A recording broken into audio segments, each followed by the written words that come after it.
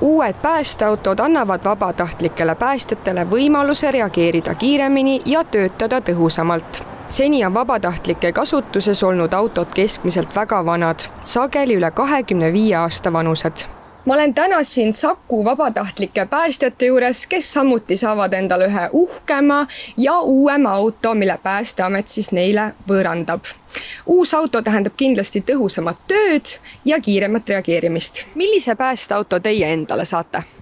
Oleme lugenud dokumentidest, et 2008. aasta Scania üldnimetusega nagu Barbara, nii nagu ta toona Päästeametis ristiti, millest eelmine laine on meil siin kõrval, Kärmas Katariina aastast 99, et saame mõnevõrra uuema nüüd jälle. Ja mida see uus auto teie tööle juurde annab? Kas oli mingid puuduseid, mida nüüd on vaja katta selle uue autoga? Vabatahtlikel on uus tehnika alati kõige suurem motivatsiooniallikas. Et inimesed näevad, et Päästeamet meid toetab, meid tunnustab. Igapäevaselt kindlasti on see, et läheb auto rohkem rünnakautoks, ehk kutselised võtavad julgemalt selle esimese auto vastu. See jälgib ise pumbarõhkusid ja on tulekahjul tagatud kindel vee andmine ette antud survel. Kui suur vahe on vana ja uue auto vahel? No esiteks on kindlasti suuruse vahe juba. Kappides on kõvasti palju rohkem ruumi, jah, ta on kõrgem, pikem ja eks meie jaoks on siis väga hea eelis ka see tõesti, et ta on siin maakohas 4x4, et ta ikkagi 4-rattaveoga lumehangedes nii kergelt kinni ei jää kui teine. Kas on ka nii juhtunud, et need vanad autod, mis tihti kipuvad väga vanad olema, vajavad rohkem remonti? Nii ja naa, selles mõttes, et vabatahtliku autod sõidavad küll mõnevõrra vähem välja kui kutseliste autod. Mõnedes komandodes need vanad säilivad paremini kui kuskil mujal on natukene uuemad, aga jah, meil on sõitusid palju ja remonti tuleb pidevalt ka selle Katariinaga, nii et uus auto on meie jaoks super. Sarnase auto saavad juurde ka Saue vabatahtlikud päästjad, kelle jaoks tähendab see suuremat töökindlust ja paremat valmisolekut kiireks reageerimiseks.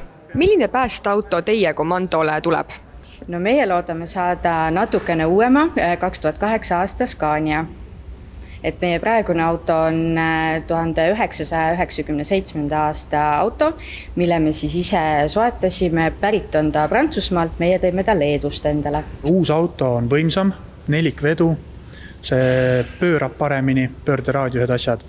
See tagab selle, et elupääste sündmustele jõuame kiiremini ja ohutumalt kohale ja samamoodi, kui on vaja natukene maastikul sõita, et see võimendab meie elupääste võimekust. Ja mida üldiselt tähendab see teile, et teile see päästeauto loovutati? Kas see muudab teie elu oluliselt kergemaks? Ma ei ütleks, et see nüüd oluliselt kergemaks muudab, aga see võimaldab meil oma tehnikat ja varustust seada rohkem nii, nagu seda tehakse kutselistes, et auto on samasugune, või vähemalt väga sarnane ja me saame siis samamoodi paigutada auto peal oma tehnikat sarnaselt kutselistega. See tagab seda, et sündmustel kui meie aitame kutselisi, teame, kus nende asjad auto peal on, samamoodi siis, kui kutseline peaks tulema meie auto pealt võtma asju, ta teab ka, kus see siis on. Võib-olla näiteks saame juurde pneumaatilised töövahendid ehk tõstepadjad, mida meil hetkel veel ei ole. Et see on jälle täiendus meie avariivõimekusele, et meil on endal küll hydraulilised asjad olemas, aga nüüd saame siis pneumaatilised ka. Viimati võõrandas Päästeamet nii suures mahus päästeautosid vabatahtlikele 2018. aastal, kui vabatahtlikud said kasutada 23 päästeautot.